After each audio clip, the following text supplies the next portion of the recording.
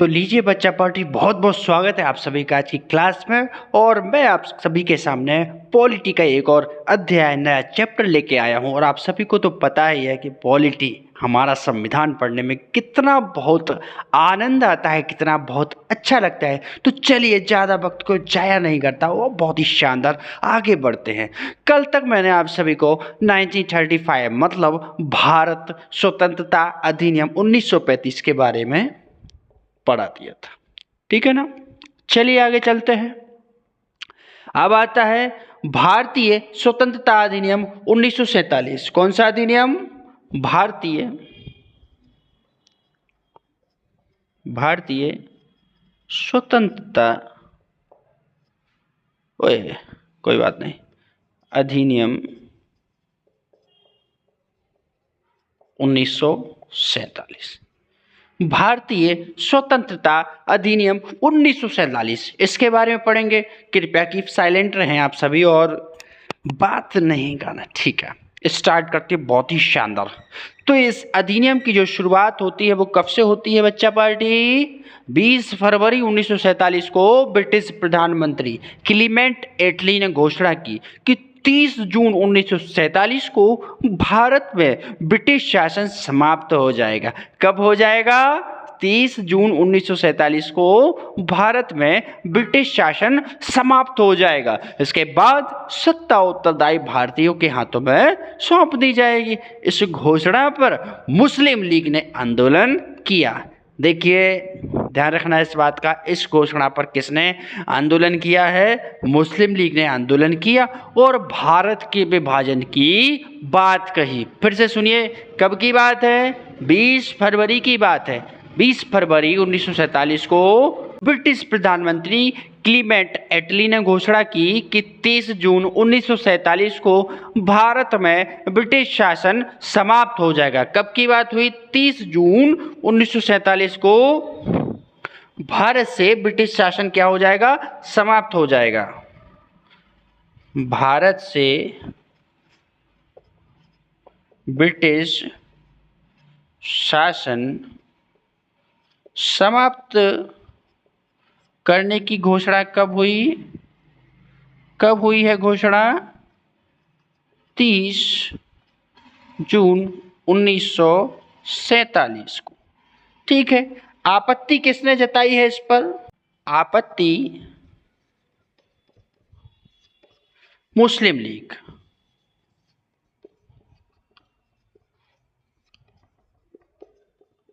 मुस्लिम league द्वारा इस पे आपत्ति जताई गई। मुस्लिम लीग ने कहा कि हम इसके समर्थन में, इसके सपोर्ट में नहीं है। इसके बाद देखिए क्या बोला गया कि 30 जून 1947 को भारत में से ब्रिटिश शासन क्या हो जाएगा?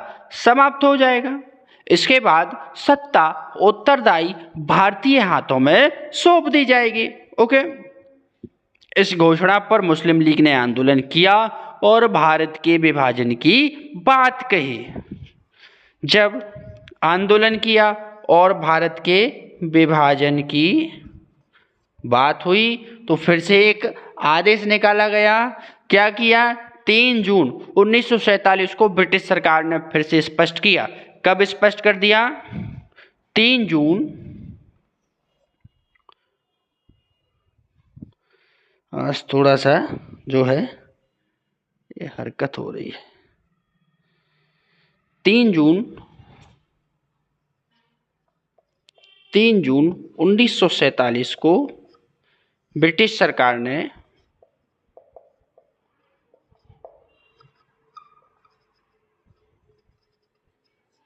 फिर से आदेश निकाला।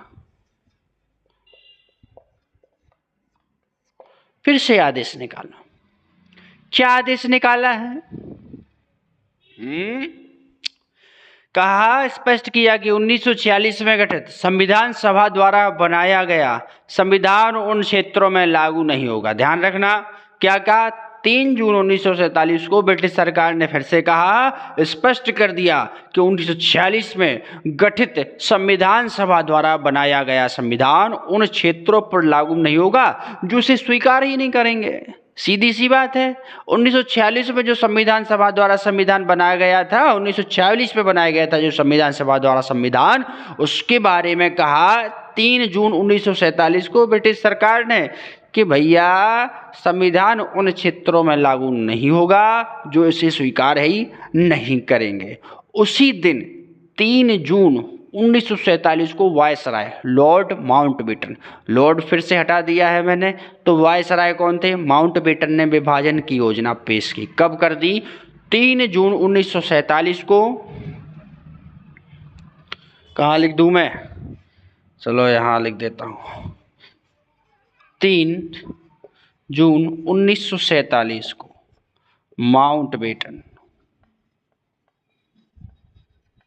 माउंटबेटन ने विभाजन की घोषणा की। ठीक है, विभाजन की घोषणा कर दी। विभाजन तो होकर रहेगा। कब? 3 जून 1947 को वायसराय माउंटबेटन ने विभाजन की योजना की पेश की, जिसे माउंटबेटन योजना के नाम से भी जाना जाता है। इस योजना को कांग्रेस और मुस्लिम लीग ने स्वीकार कर लिया, दोनों ने स्वीकार कर लिया। कांग्रेस ने भी और मुस्लिम लीग ने भी, दोनों ने इसको क्या कर लिया?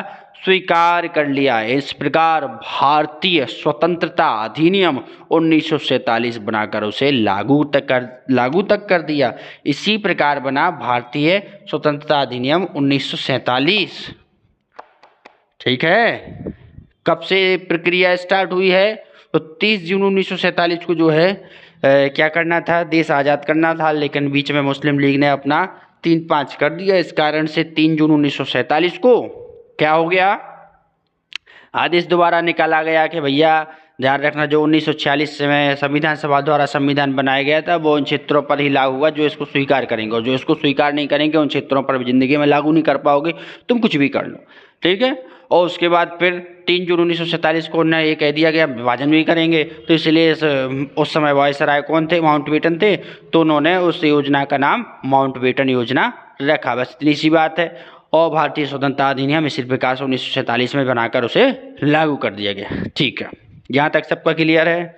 चलिए अब इसकी विशेषताएं देखते हैं। क्या देखते हैं? विशेषताएं देख लो, बहुत ज़रूरी है, महत्वपूर्ण है, आप सभी के exam of point of view के हिसाब से महत्वपूर्ण है, इम्पोर्टेंट है भैया, है ना? ठीक है,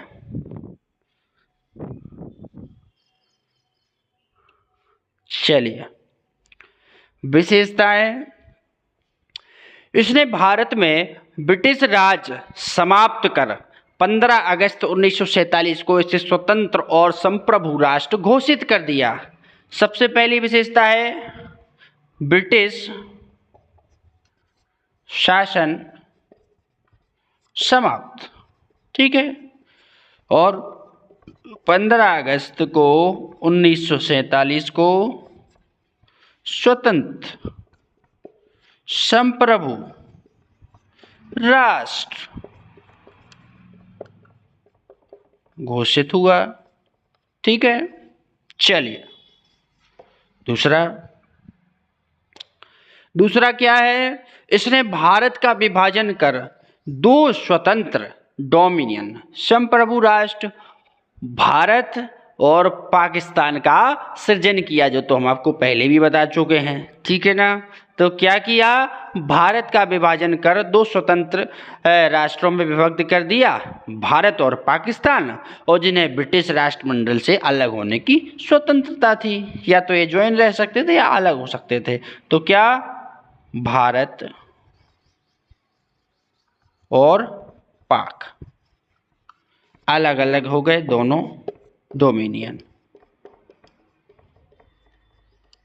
ठीक है, चलिए तीसरे पॉइंट की तरफ आते हैं। इसने क्या कर दिया? वायसराय का पद समाप्त कर दिया और उसके स्थान पर दोनों डोमिनियन राज्यों में गवर्नर जनरल पद का सृजन किया। क्या? वायसराय का पद समाप्त कर दिया। तीसरे में क्या है?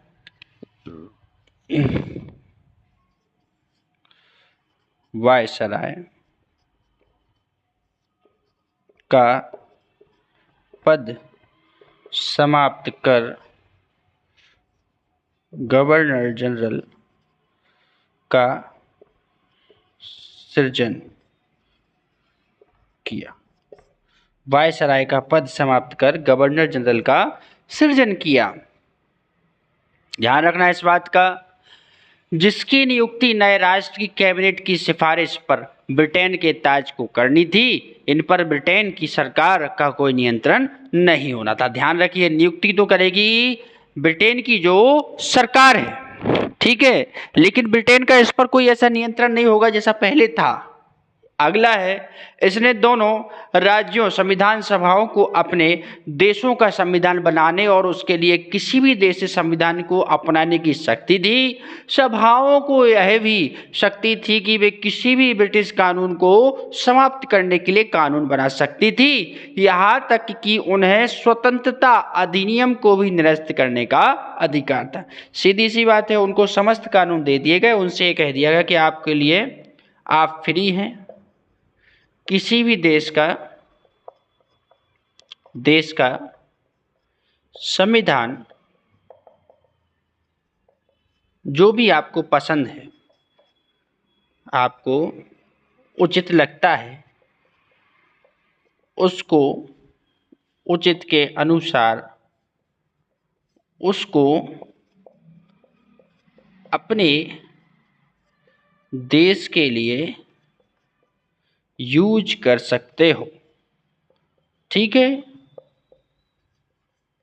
ये बात साफ साफ हो गई। और क्या बोला गया कि आप चाहे तो कोई भी जो ब्रिटिश सरकार के अधीन जो भी अधिनियम या आदेश पारित हुए, आप उसको भी निरस्त कर सकते हो। यहाँ तक कि आप 1947 का जो भारत स्वतंत्रता अधिनियम है, इसको भी अपनी कैबिनेट की मंजूरी के हिसाब से, जनमत के हिसाब से इसको भी कैंसिल कर सकते हो। चलिए, इसने दोनों राज्यों की संविधान सभाओं को यह शक्ति प्रदान की कि वे नए संविधान का निर्माण एवं कार्यान्वित होने तक अपने अपने संबंधित क्षेत्रों के लिए विधानसभा बना सकती थी। 15 अगस्त 1947 के बाद ब्रिटिश संसद में पारित हुआ कोई भी अधिनियम दोनों के लिए लागू नहीं होगा जब तक स्वयं एक्सेप्ट नहीं करेंगे। ठीक है, बोल दिया, आपका संविधान जब तक बनता है तो बनता है। हो सकता है देश चलाने के लिए आपको और किसी चीज़ों की आवश्यकता है तो आप टोटल फ्री हो और अपने हिसाब से अपनी चीज़ों को यूज कर सकते हो, उपयोग में ला सकते हो। इसके लिए आपको किसी भी प्रकार के कोई भी आदेश की आवश्यकता नहीं है और ब्रिटिश सरकार इस पर कोई हस्तक्षेप भी नहीं कर सकती है। सीधी सी बात है। और अगर ब्रिटिश सरकार ने आपके लिए कोई कानून बनाया है आपके हित के लिए और आपको उसकी आवश्यकता नहीं है, आपको लग रहा है कि आप बिना उसके भी अपना कार्य कर रहे हैं, तो आप उस कानून को मान भी नहीं सकते हो। ये भी आप अपने लिए छूट के माध्यम से हो। ठीक है, इस कानून ने ब्रिटेन में भारत सचिव का पद समाप्त कर दिया। इसकी सभी शक्तियां राष्ट्रमंडल मामलों के राज्य सचिव को स्थानांतरित कर दी गई। इस कानून ने क्या किया, ब्रिटेन में भारत सचिव, कहाँ पे, ब्रिटेन में, इस कानून ने ब्रिटेन में भारत के राज्य सचिव का पद समाप्त कर दिया। इसकी सभी शक्तियां राष्ट्रमंडल मामलों के राज्य सचिव को स्थानांतरित कर दी गई। ठीक है, तो वो शक्तियां भी अपने पास आ चुकी हैं। चलिए, इसने 15 अगस्त 1947 को भारतीय रियासतों पर ब्रिटिश संप्रभुता की समाप्ति भी घोषणा कर दी। कब? 15 अगस्त 1947 को। अब भारत से ब्रिटेन को कोई मतलब नहीं है। ठीक है, इसके साथ ही आदिवासी क्षेत्र, ध्यान रखना, आदिवासी क्षेत्र समझौता, इसके साथ ही आदिवासी क्षेत्र समझौता संबंधों पर भी ब्रिटिश हस्तक्षेप समाप्त हो गया। इसने भारतीय रियासतों को यह स्वतंत्रता दी कि वे चाहे तो भारत डोमिनियन या पाकिस्तान डोमिनियन के साथ मिल सकती है, वे स्वतंत्र रह सकती है। इसने ये भी बोल दिया कि जो रियासतें हैं, रियासतों के लिए कोई बाध्यकारी कानून नहीं है कि वो भारत के साथ ही रहें या पाकिस्तान के साथ। वो चाहे तो भारत के साथ रह सकती है या फिर पाकिस्तान के साथ, और या तो फिर वो स्वतंत्र रह सकते हैं। ठीक है, या तो भारत के साथ रह सकती है या पाकिस्तान के साथ, या फिर स्वतंत्र रह सकती है। इस अधिनियम ने नया संविधान बनने तक प्रत्येक डोमिनियन में शासन संचालित करने एवं भारत शासन अधिनियम 1935 के तहत उसकी प्रांतीय सभाओं में सरकार चलाने की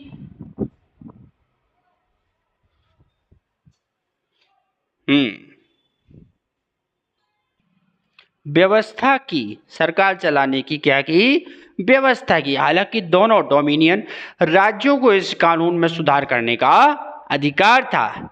इसने ब्रिटिश शासक को विधेयकों पर मताधिकार और उन्हें स्वीकृत करने के अधिकार से वंचित कर दिया। किसको? ब्रिटिश शासक को विधेयकों पर मताधिकार करने और स्वीकृत करने के अधिकार से वंचित कर दिया, लेकिन ब्रिटिश शासक के नाम पर गवर्नर जनरल को किसी भी विधेयक को स्वीकार करने का अधिकार प्राप्त था। ध्यान रखना, लेकिन ब्रिटिश शासक के नाम पर गवर्नर जनरल को किसी भी विधेयक को स्वीकार करने का अधिकार प्राप्त था। मतलब जो भारत की जो संसद रहेगी, जो भी सदन द्वारा पारित कानून होगा, उसको बाध्य कर दिया। किसको बाध्य कर दिया है बताइए?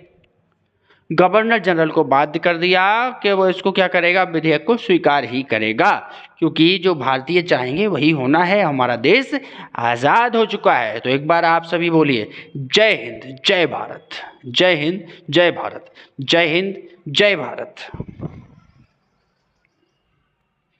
ठीक है, थोड़ा सा बोर्ड को साफ कर लिया जाए, है ना, तभी अगली प्रक्रिया पर चल पाएंगे बच्चों।